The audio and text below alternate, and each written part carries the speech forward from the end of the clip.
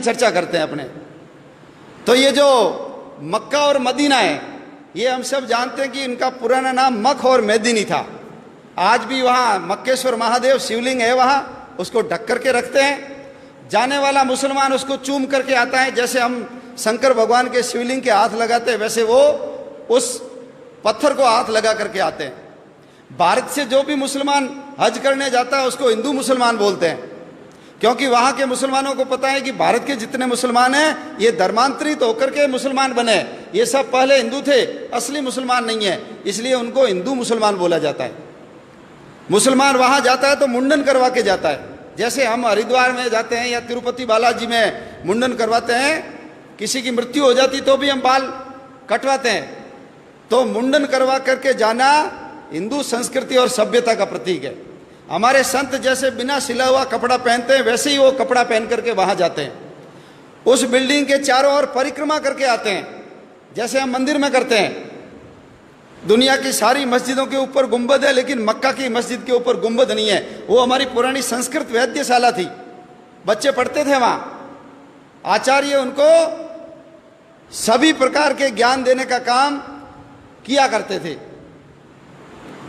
हरिद्वार से जैसे गंगा जल भर करके लाते हैं वैसे मुसलमान वहां से पानी भर के लाते हैं, उसको अब्बे जमजम बोलते हैं। ये हमारी पद्धति है, लेकिन वो हमारे हाथ से चला गया। उसके पास में एक देश है ईरान, उसका पुराना नाम आर्यन था। 80% जाट और 20% ब्राह्मण रहते थे, वो सारे धर्मांतरित होकर मुसलमान बन गए। एक देश है अरबिस्तान, पुराना नाम है अरवनिस्तान। अरवन संस्कृत में घोड़े को बोलते हैं, अरबी घोड़े बड़े प्रसिद्ध थे। चेतक घोड़ा महाराणा प्रताप का अरबी घोड़ा ही था, तो वो हमारा अरवनिस्तान क्या बन गया, अरबिस्तान बन गया।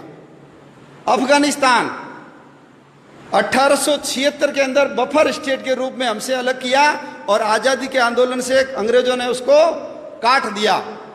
6.5 लाख वर्ग किलोमीटर की जमीन है वो। गांधारी वहीं की थी, दुर्योधन की मां आंखों पे पट्टी बांधी, पति अंधे, मैं भी नहीं देखूंगी। 1876 में हमारे हाथ से चला गया।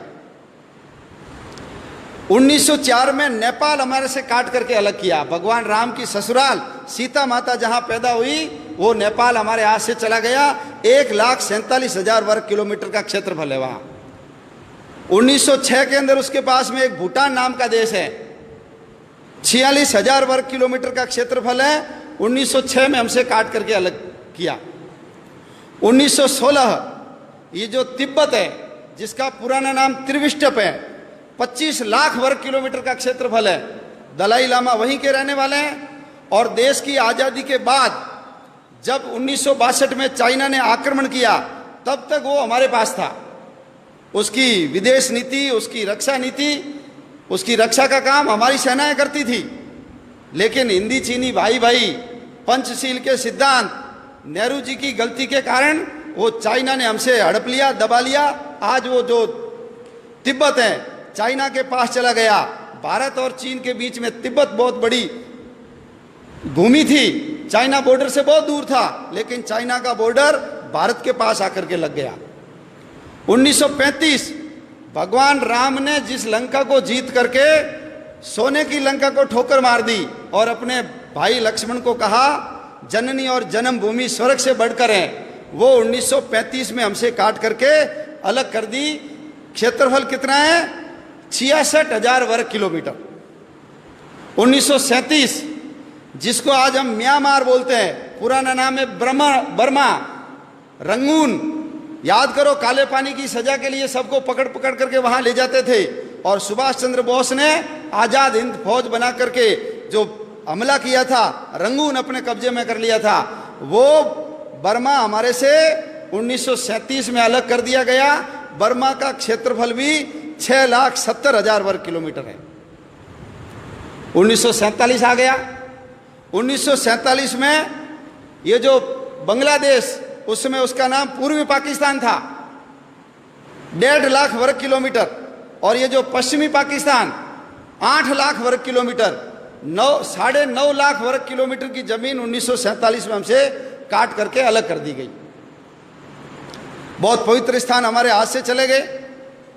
सरस्वती नदी गई, जिसके किनारे सारे शास्त्रों की रचना सारस्वत ब्राह्मणों ने की, वो हमारे यहाँ से चली गई। झेलम नदी चली गई, जिसके किनारे पर पौरस ने सिकंदर के दांत खट्टे किए थे, वो झेलम नदी गई। सिंधु नदी चली गई हमारी। हमारे 52 शक्तिपीठों में से एक शक्तिपीठ है हिंगलाज माता का मंदिर, वो हमारे हाथ से चला गया। शंकराचार्य ने जिन पीठों की स्थापना की थी, शारदा पीठ, वो हमारे हाथ से चली गई। जहां यक्ष और युधिष्ठिर के संवाद हुए थे, वो कटास राज, वो भी हमारे हाथ से चला गया। नानक देव जी जहां जन्मे, नानक देव जी जिसने बाबर को जाबर कहा और बाबर को बोला ये पाप की बारात है, इतने अत्याचार किए थे बाबर ने, मस्जिद को घुमा दिया, ऐसे नानक देव जी का ननकाना साहब हमारे हाथ से चला गया। पंजा साहब, जहां वली कंधारी ने उनके ऊपर बहुत बड़ी चट्टान लुढ़काई थी, हाथ लगा करके रोका, आज भी उसके ऊपर पंजे का निशान है, हमारे हाथ से चला गया। हमारा शालीवाहन कोट, जिसको आज हम सियाल कोट बोलते हैं, वीर हकीकत राय को जहां फांसी पे लटकाया, हमारे हाथ से चला गया वो। तक्षशिला का विश्वविद्यालय, चाणक्य जैसे शिक्षक और चंद्रगुप्त जैसे शिष्य जहां पढ़ते थे, वो हमारे हाथ से चला गया। हड़प्पा और मोहनजोदड़ो, सबसे पुरानी सभ्यता के अवशेष जहां पर है, वो हमारे हाथ से चला गया। हरि सिंह नलवा, बच्चे रोते थे तो मां कहती थी चुप हो जा नहीं तो हरिया आ जाएगा। हरि सिंह नलवा ने पठानों को पीट पीट करके ये सलवार पहना दी, मुसलमानों को महिलाओं की ड्रेस पहनने के लिए मजबूर कर दिया। ऐसे हरि सिंह नलवा का जन्म स्थान हमारे हाथ से चला गया। महाराजा रणजीत सिंह की समाधि लाहौर में, लाहौर वही लाहौर है जहां जिसको भगवान श्री राम के बेटे लव ने बसाया। पुराना नाम लवपुर था, अभी उसका नाम लाहौर हो गया। कुश ने जिस कुशपुर को बसाया था, उसका नाम वर्तमान में कुसूर है, वो भी हमारे हाथ से चला गया। कश्मीर हमारे हाथ से चला गया। 2,22,000 में से 1,21,000 वर्ग किलोमीटर की जमीन पाकिस्तान ने ले ली, कश्मीर हमारे हाथ से चला गया। 1962 में चीन ने जब आक्रमण किया तो 35,500 वर्ग किलोमीटर की जमीन चीन ने दबा ली। और 1990 में 3 बीघा जमीन तो हमने पाकिस्तान को दान में कर दी। समुद्र तट के अंदर बसा हुआ मालदीव 3,000 वर्ग किलोमीटर का क्षेत्रफल है, वो मालदीव भी हमसे अलग हो गया। अंग्रेजों को समुद्र के अंदर अपने बेड़े रखने की जरूरत थी, इसलिए उन्होंने मालदीव को 1947 में ही अलग करके आजाद कर दिया। इतनी बड़ी भूमि, इतने 6 प्रांत हमारे हाथ से चले गए, कुल 62 जिले गए।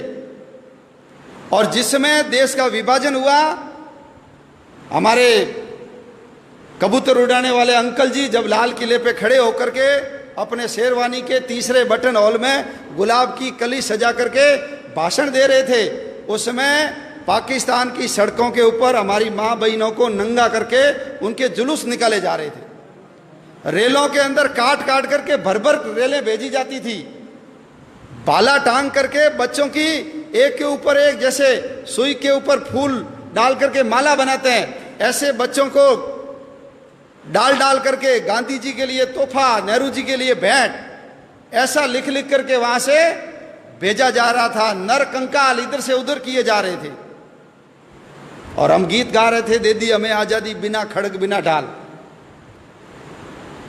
एक बूंद भी खून नहीं बहाया और आजादी मिल गई, ऐसा उस गीत के अंदर वर्णन है। 12 लाख लोग मारे गए, 12 लाख लोग, 2 करोड़ लोग बेघर हो गए। लंबे लंबे मीलों लंबे काफिले, जितना सामान उठा सकते हो लेकर के चलो। कल्पना कर सकते हैं यदि कल हमको कह दे यहां से छोड़ के सब चले जाओ, इतना आलीशान मकान, इतनी बड़ी दुकान, फैक्ट्री, क्या बीतती है मन के ऊपर। लेकिन यह इतिहास हमको नहीं पढ़ाया जाता, और नहीं पढ़ाने के कारण आने वाले समय में हम देश की रक्षा कर पाएंगे कि नहीं कर पाएंगे, प्रश्न चिन्ह खड़ा होता है।